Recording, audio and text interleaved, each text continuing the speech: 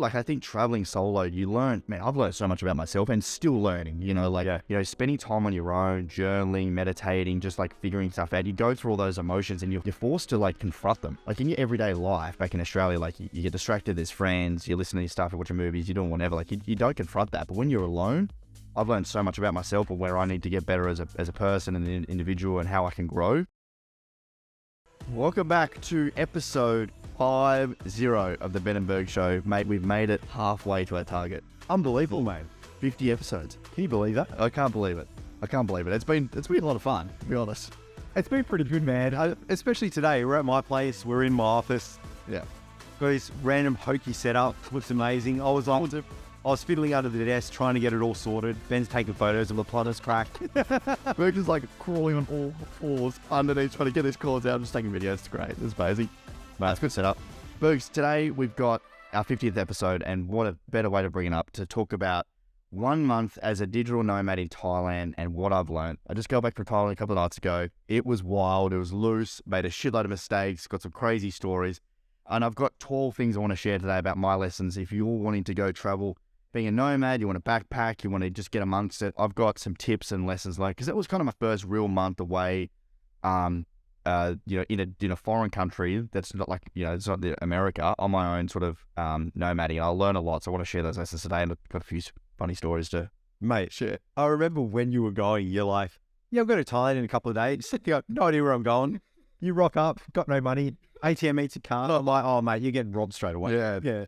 I was a little bit underprepared, but hashtag Ben. But one of the number one thing that I guess that I wrote down as like one of the lessons learned is I probably wouldn't have pre-booked so much so early. So one of the mistakes I made, the first week I stayed, it was a resort. I took a bit of a holiday. Yeah.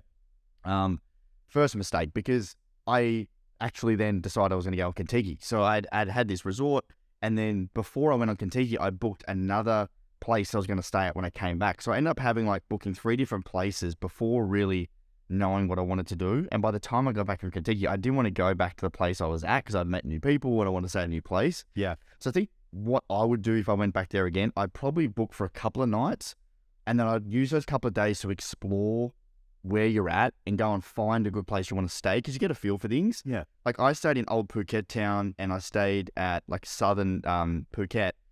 Didn't realize that Patong was the place to be. Yeah. So when I got to Patong, I was like, oh my, this is the place to be. And I hadn't booked there. So I stuffed up my booking by booking back in Old Phuket town, which, I couldn't get all the booking back. So if I was to do it again, I'd go for a couple of days, book a couple of nights, just at a hotel or whatever, go and explore, find a good place, and then book once you're over there, because you need to get a feel for the place. That's really good. I do that when I go to, if I travel to Japan, I'll be like, I want to go to this area. So I'll book somewhere, and they'll just play it by ear, where I'll be like, okay, what are the things that I like? I like that. I need to be close to that. I want to do that. Yeah. And you don't know until you get there. And if you pre-book everything and it's shit, you kind of have to go there. You've already paid for it. And you're like, but I want to be over there. Yeah. It's a little bit tougher.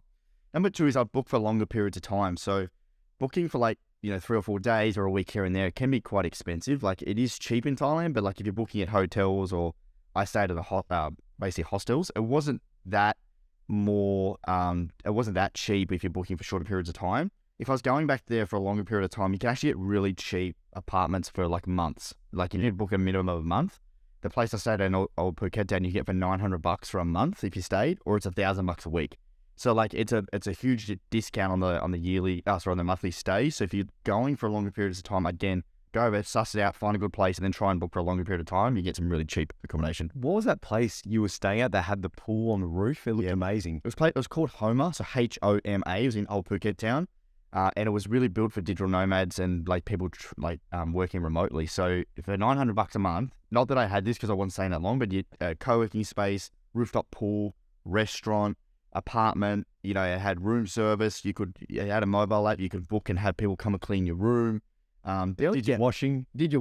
Look, the only downside was it was kind of remote. It was very inland, and there was a lot of non-English speaking people. I didn't speak to many people at all when I was there. It was very people were just doing their thing. There was a lot of Russian people there. Not many people were speaking English, so that was the only downside. When I moved to Patong, I stayed in a hostel. It was called Lub D, L-U-B space D, and that was better. The only downside of that was it was party scene. It was full on. Everyone was drinking. There was beer pop. It was awesome. But I was there to work, and I had a room that was like over the pool. It was wicked, but it was like you could hear the parties going like all night, and it was really tough to get sleep. So if I went there again, I'd book a room that wasn't like in the pool. It'd be like back, because it was quite big. But yeah, that's what I'll probably do next time. And you were saying like, and it really depends on what. Homer was like a boot camp. With like you go there to work, everything's outsourced. I don't have to cook, I don't have to clean, I don't have to wash. The gym's there, the pool's there. I can just smash it for like 12, 15 hours a day. Yeah. If you want to really grind, that was a great place. Hostels I found are mainly partying. There's a lot of people that are backpacking and a lot of people that are just there on holiday for cheap.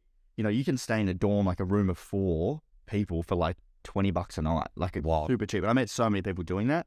Not really my thing. I want to have my own room. I've got a laptop, I've got gear. I want to actually get a good night's sleep. Not really my thing.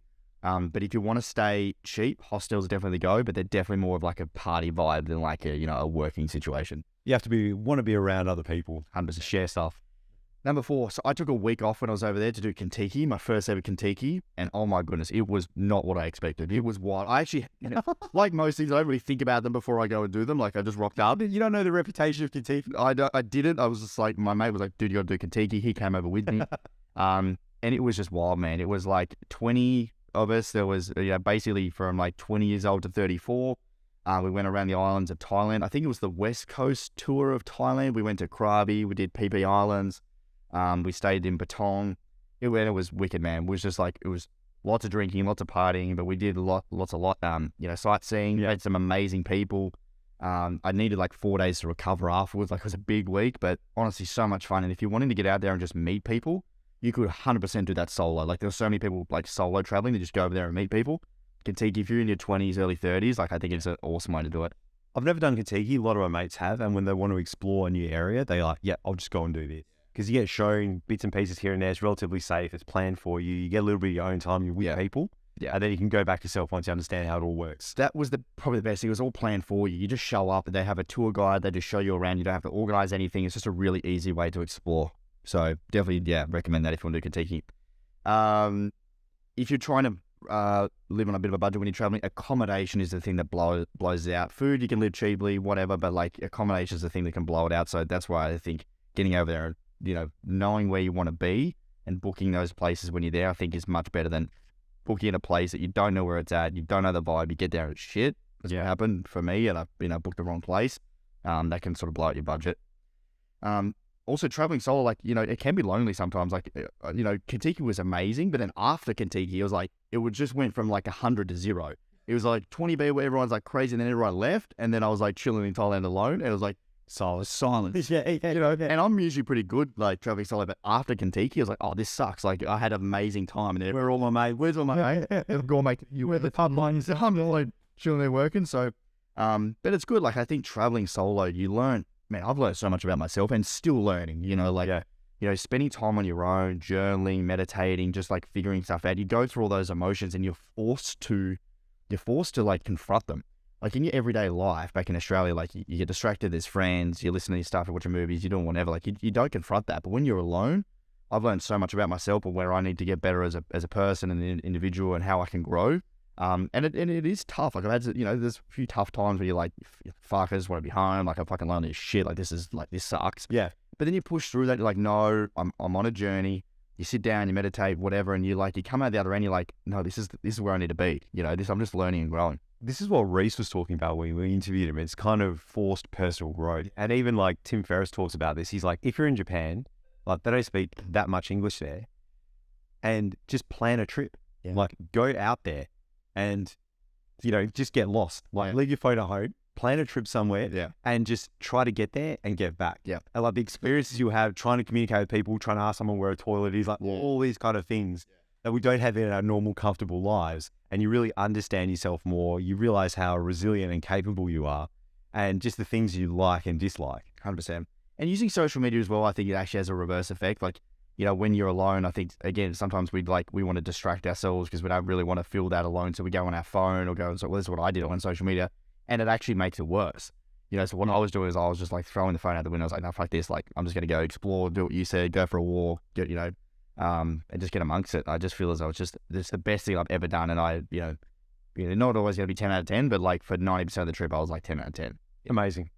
Next one is I got sick as I got Sickest I've ever been.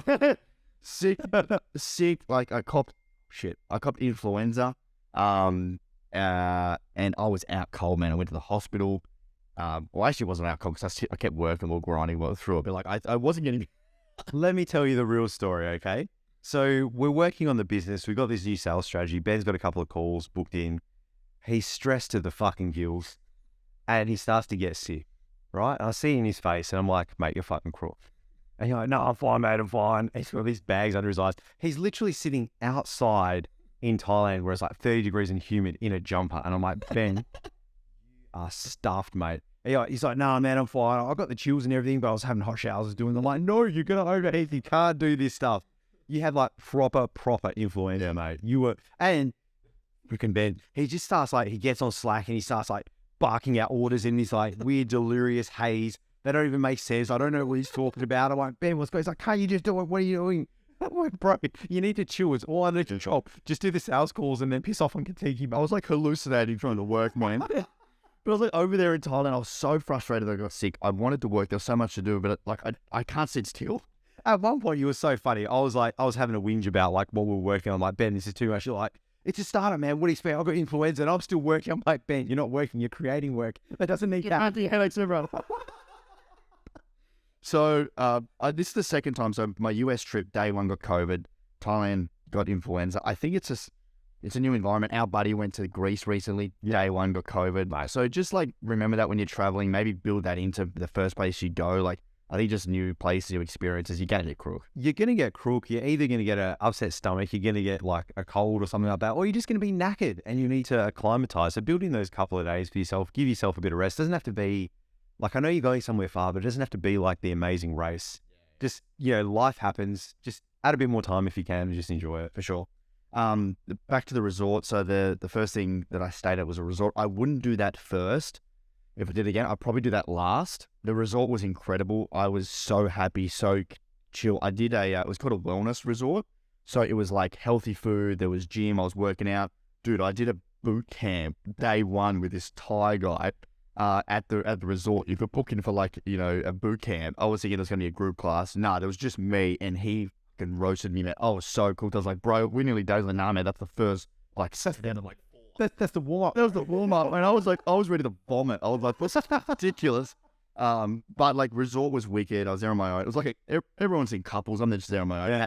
I read a book, like in 3 days, never done in my life. But highly recommend if you need that. So, if you're like me and not good at taking breaks, getting yourself out of the everyday, out of where you live and going to a place where you can literally disconnect, that really helped me. So I highly recommend that. Even T was saying recently, like if as executives, when we need kind of time off or space, he said even just like hire a hotel in like your local city. It doesn't have to be a fancy one, but to be in a different space, a different area, get that different headspace. Yeah, totally agree. Amazing. Next one, I knew Harry already. He was one of my mates from EO that came over from Melbourne, and we have become really good mates. We realized we're like the exact same person, and not that this is really a takeaway for traveling, but I think just putting yourself in situations where you can spend more time with people that that are sort of on a similar level. And I hadn't spent a lot of time with him before. There's very few people that I actually like hanging out with, like but like try to find more people that bring you up. Harry's a year older than me and he's crushing it. Like his business is like booming. He's one of the biggest SEO agencies in the country. Yeah. He's got 60 full-time employees. Wow. 25. He's crushing it, bro. And like just hanging out with people that like bring you up is like a game changer. So highly recommend if you're wanting to like really level up who you are and who you hang out, like, and who you hang out with can really help. Yeah, absolutely, man. It's that 5 monkeys theory where it's like, or 5 chimps, where the 5 people you hang around most is who you're going to be like. Yes. Yeah. Doing that and just positioning yourself, speaking with people that bring you up it just makes so much difference, 100%. And last one is, exploring and traveling. I really found that is something I really love doing. It stimulates me. It allows me to like explore new places, and it's something I want to do more of. Going to new countries, trying new foods, meeting new people. I absolutely love it. And if you're thinking about traveling, like if you can, I'm very grateful to be in a position where like we're in our business. It allows me to go do it. So, coming from a bit of a privileged position, but if you can save up, you can move towards trying to be a nomad, or, just saving up and doing backpacking, or just doing something traveling. Like, speaking from experience of just starting to travel, it is amazing. Like, just get out there, get amongst it, book a trip, go for it.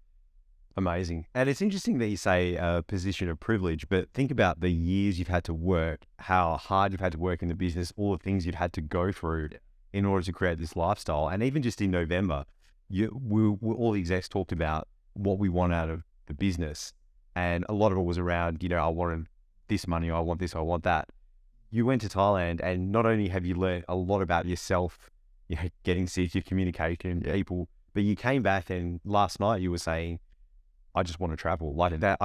Fuck the money. I don't care. Yeah. I want this lifestyle where I'm able to travel, go to different places in the world and experience it. That's the thing that I want. Yeah, man. That's it. And I don't think I would have realized that until actually doing it, and like, it's that whole learning more about yourself is something I've been really passionate about wanting to do more of. And I feel as though like getting yourself out there, being scared, being nervous, being lonely, being anxious, all that sort of stuff is the when you're feeling uncomfortable is the exact time you got to learn about yourself. Like you're not going to learn about yourself sitting in your bedroom being comfortable. You know what I mean? You learn about yourself under pressure. That's where growth happens. Pressure makes diamonds, mate. Spot on. Dude, that was my week. That was my month in Thailand. I'd love to go back. I did Phuket, Thailand. I wish I went to Chiang Mai. I've heard Chiang Mai is amazing. I'll hopefully get back there soon. But yeah, Phuket's an amazing place if you want to get amongst it. I don't know exactly how much I spent, but it is pretty cheap. Like you can go really low budget, or you can go really high budget.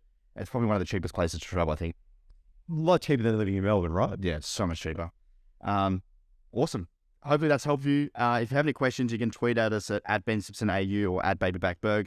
Hope you loved that episode or enjoyed it. If you want to get out there and travel, highly recommend. Thailand's a great place to get amongst it on a budget. Absolutely. And if you're thinking of doing the same, hit Ben up, hit him up on Twitter, ask him those questions, ask him the hard questions. Yeah. Ask him about how much bloody fun he had. We need to do an up late episode, mate. Like after hours Contiki, Contiki episode. Oh, yeah. Good on you and it is like always a difficult time in a startup, but for you to be able to do that while things are difficult, still thrive as well. Like the things we've been able to achieve, even while you're away, has been phenomenal. The world didn't burn down. It was great. You've actually, I think, achieved more than if you stayed in Australia. Yeah, I totally agree, man. Totally agree. Hopefully you enjoyed that episode, team. If you like these episodes, please leave us a review or share it with a friend. If there's a buddy of yours that's heading to Thailand or you want to head to Thailand, share it with a friend. Get a buddy on the road. Get out there. Get amongst it. We'll see you in the next episode. Get amongst the champions. See you later. See you guys.